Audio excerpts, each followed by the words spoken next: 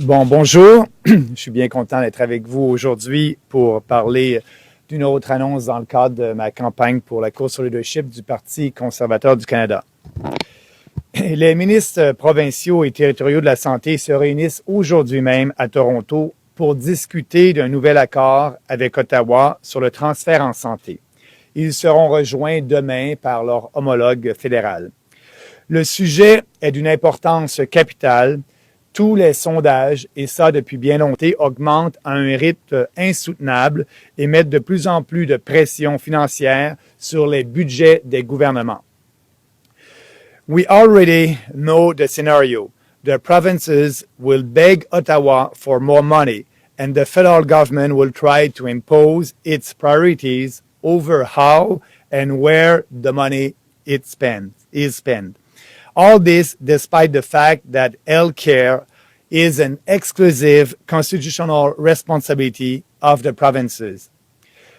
Whatever happens, more and more money will be spent, but Canadians will not get better services and they won't know who is really responsible for that. Why are we in this situation? It cannot be because Ottawa is not contributing enough to health care funding.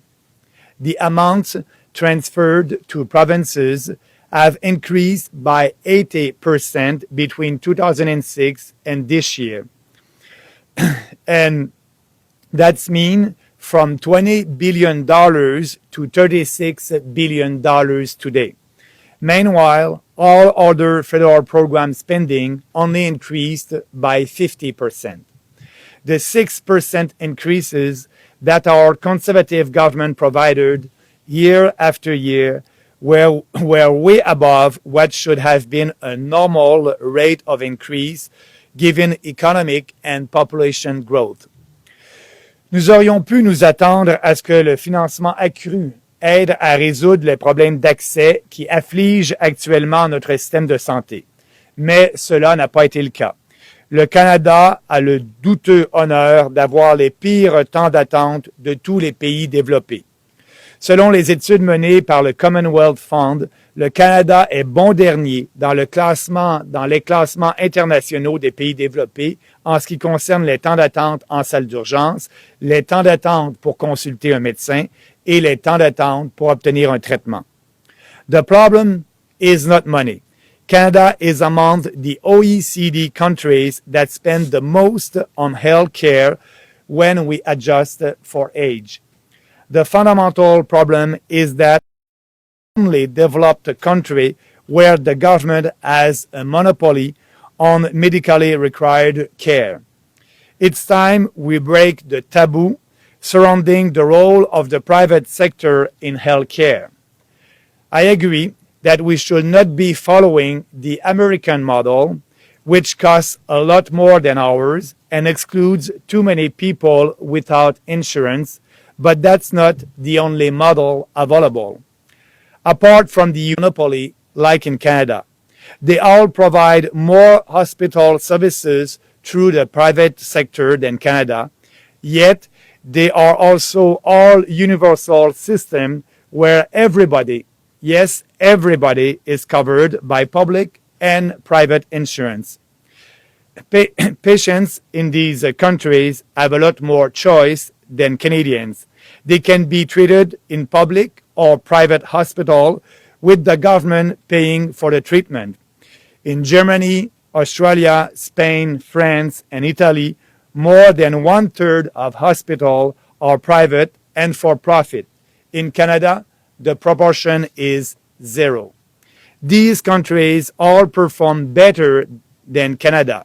Nobody is left aside because of low income.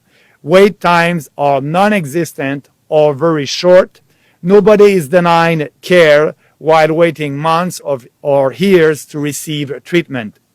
Pourquoi ne pouvons-nous pas faire la même chose ici au Canada?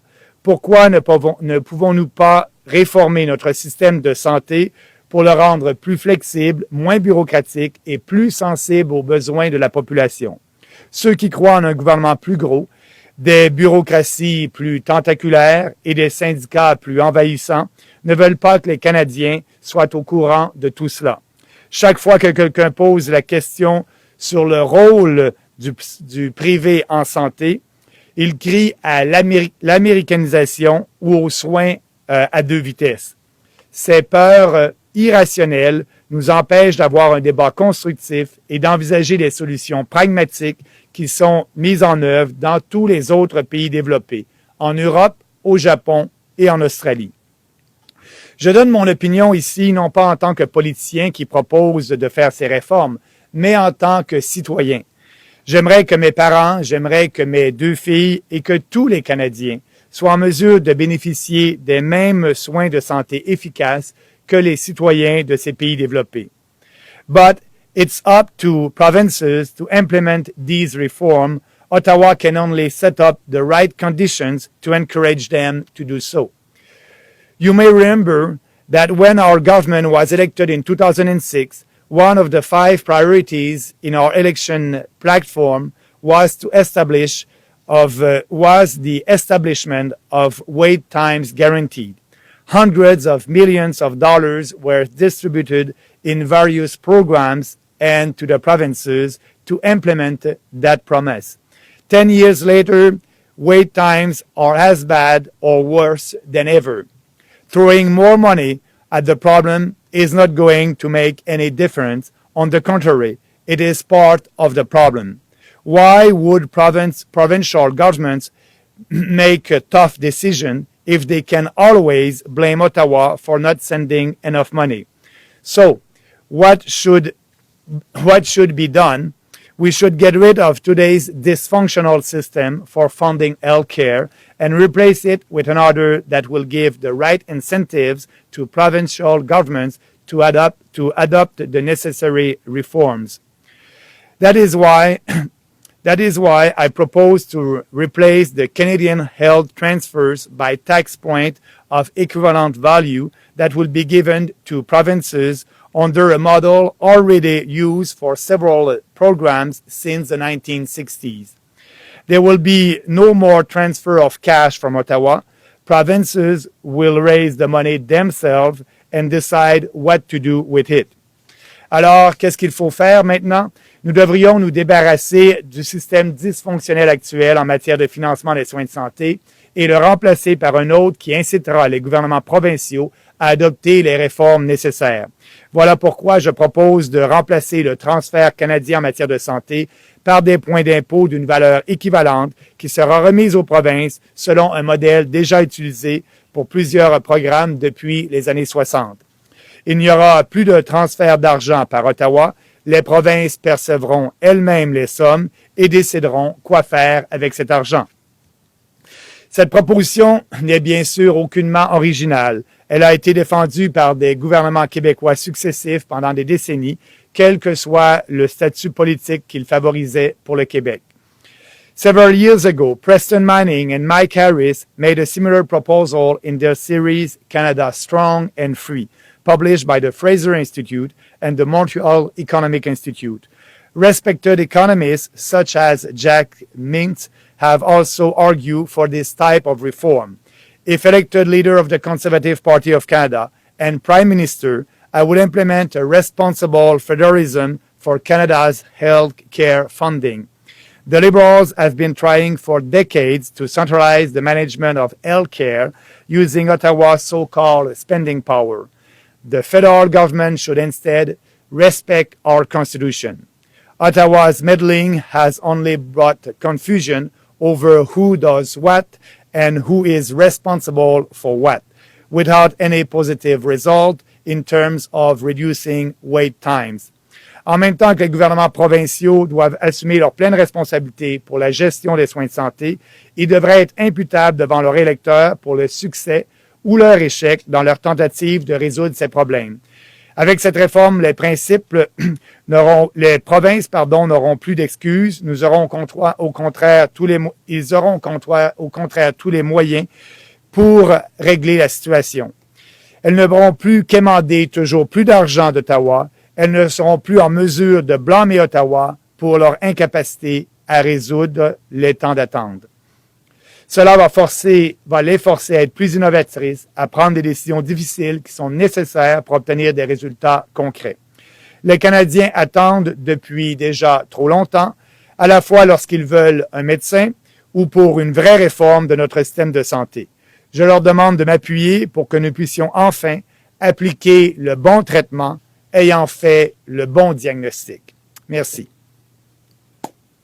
Avez-vous déjà une idée de combien de points d'impôt seraient retirés au fédéral?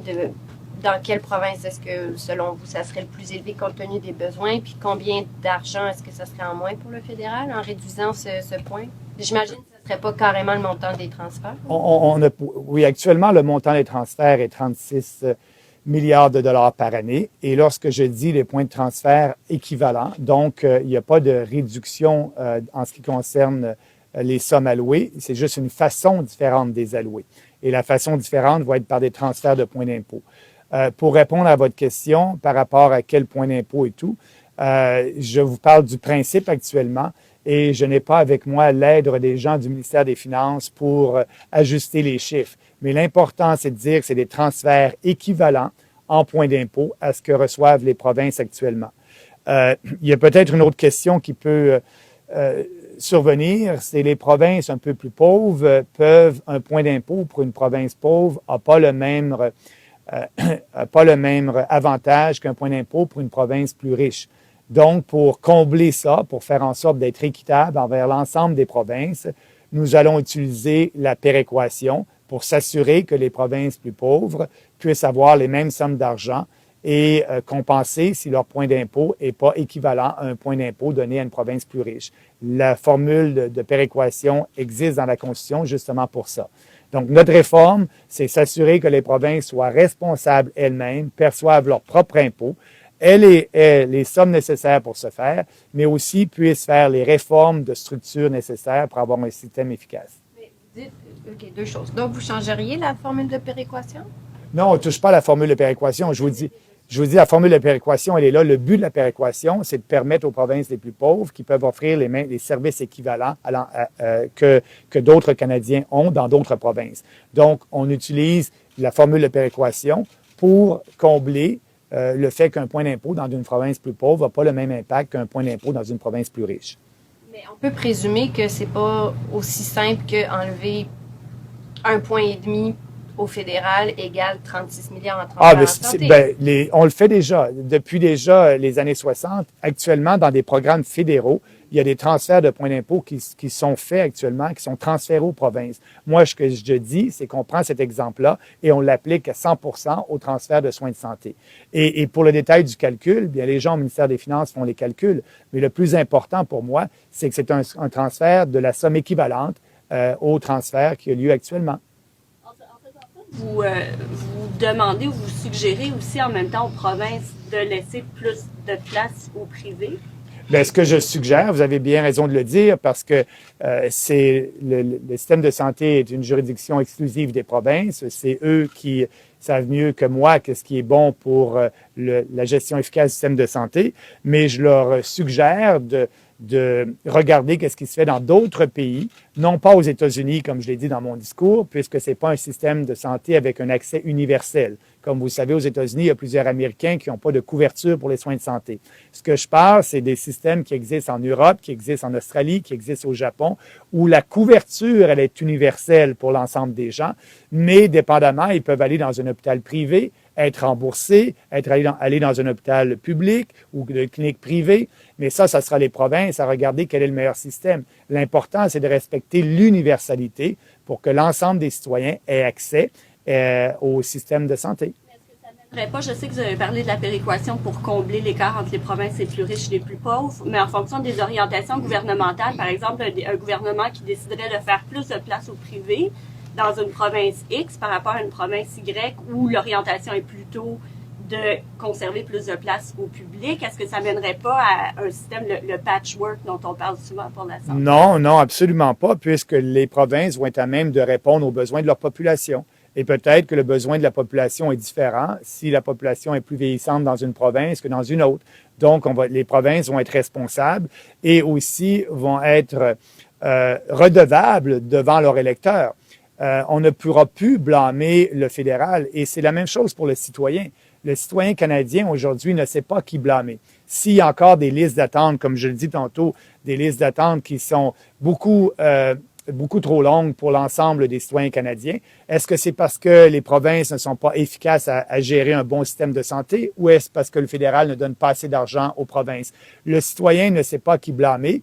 À ce moment-là, bien, la responsabilité sera imputable vraiment aux provinces. C'est leur juridiction, c'est 100% de leur juridiction.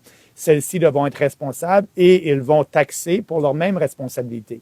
Donc, les citoyens vont avoir les services qu'ils souhaitent avoir et les provinces vont devoir répondre aux besoins de leurs citoyens. Donc, en ce moment, c'est les provinces qui sont à blâmer pour les problèmes, selon ce que je comprends de la logique. Aujourd'hui, il est trop facile pour une province de dire s'il y a une liste d'attente qui est très longue pour les soins de santé, c'est à cause du gouvernement fédéral qui donne pas assez d'argent. Il n'y a pas d'incitatif aux provinces d'améliorer le système. Lorsque ça va mal, l'incitatif premier, demander plus d'argent. On le voit aujourd'hui, on le voit cette semaine dans les négociations. L'incitatif premier, demander plus d'argent. Moi, ce que je veux que les provinces soient autonomes, soient responsables et ça respecte le fédéralisme. C'est pour ça que je parle d'un fédéralisme responsable.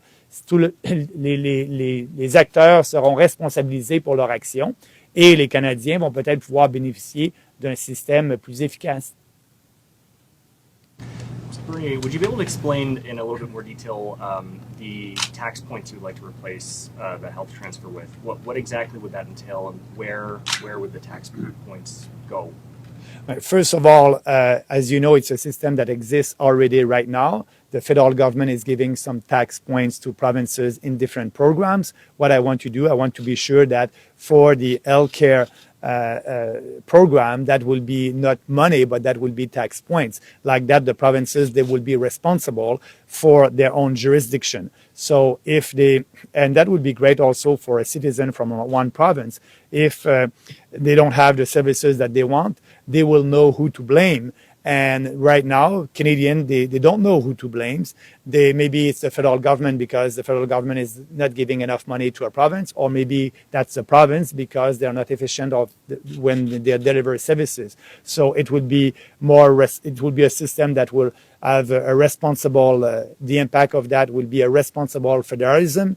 It will be more accountability, and also it will open for more initiative at the provincial level. That being said, the detail of which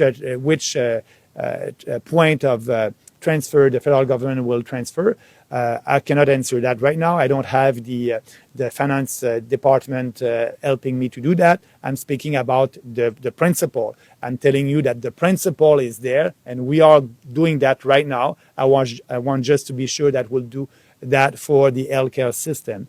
But all the details in that, the most important for me is the principle, and the principle must be that instead of giving money, we must transfer tax points equivalent to what we are giving right now to provinces. It would ease provincial federal relations. So we had the environment ministers all upset the other week, and now the health ministers are meeting today. To what extent would that create a friendlier or more harmonious?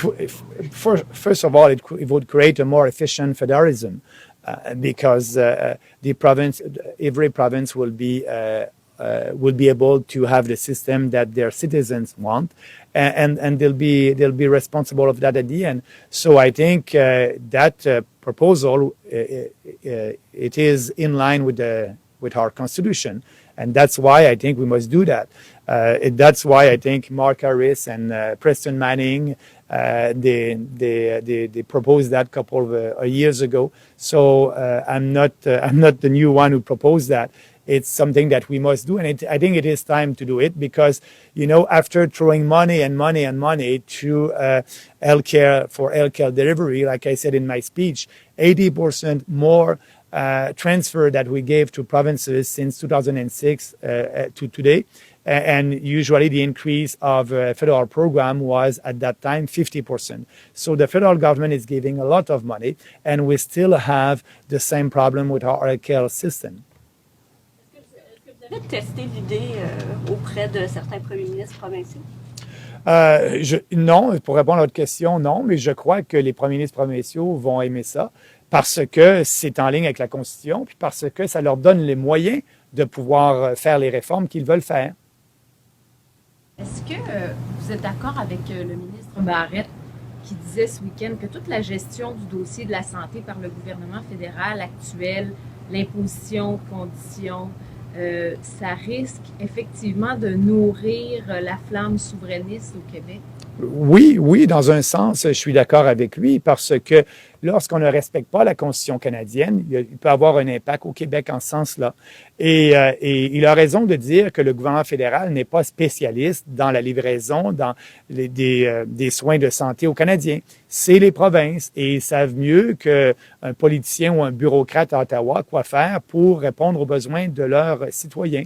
Donc, c'est pour ça que cette réforme-là respecte la Constitution et aussi donne l'entière responsabilité et autonomie aux provinces de faire les changements nécessaires et d'arriver avec des initiatives. Moi, lorsque je le dis dans mon discours, je suggère des initiatives qui sont faites dans les pays européens, mais ce n'est pas en tant que politicien, c'est en tant que citoyen, puisque je ne peux pas mettre en œuvre ces réformes-là faisant de la politique au niveau fédéral, mais je peux aider les provinces à mettre en œuvre ces réformes-là en ayant un autre système plus efficace de transfert de fonds, en transférant les points d'impôt et laissant les provinces responsables pour ça, laissant les provinces taxées pour leurs propres responsabilités. Sous Paul Martin, il y avait le fédéralisme asymétrique. Avec M. Harper, il y avait cette augmentation de 6 par année des transferts en santé. Qu'est-ce qui pose problème avec la gestion du dossier avec Mme Philpott sous Justin Trudeau? Qu'est-ce qui fait que la grogne s'élève encore? Bien, la grogne s'élève parce que le fédéral veut imposer des conditions dans un champ de compétences exclusivement aux provinces. Sous M. Harper, on n'avait pas cette problématique-là puisqu'on n'imposait aucune condition au transfert. Ma proposition va un peu plus loin que ce qu'on a fait, nous, lorsqu'on était au pouvoir. Au moins, ce qu'on ne faisait pas, on n'imposait pas de conditions parce qu'on savait que les provinces, c'est elles qui gèrent le système de santé et c'est leur responsabilité. Dans cette proposition-là, ça va être la même chose. Le fédéral n'imposera pas de conditions et c'est les provinces qui vont taxer pour leur propre responsabilité. Donc, on va respecter la Constitution, il n'y aura pas de chicane constitutionnelle et ça va faire en sorte d'avoir un système plus efficace à la fin. Merci. Thank you. Merci.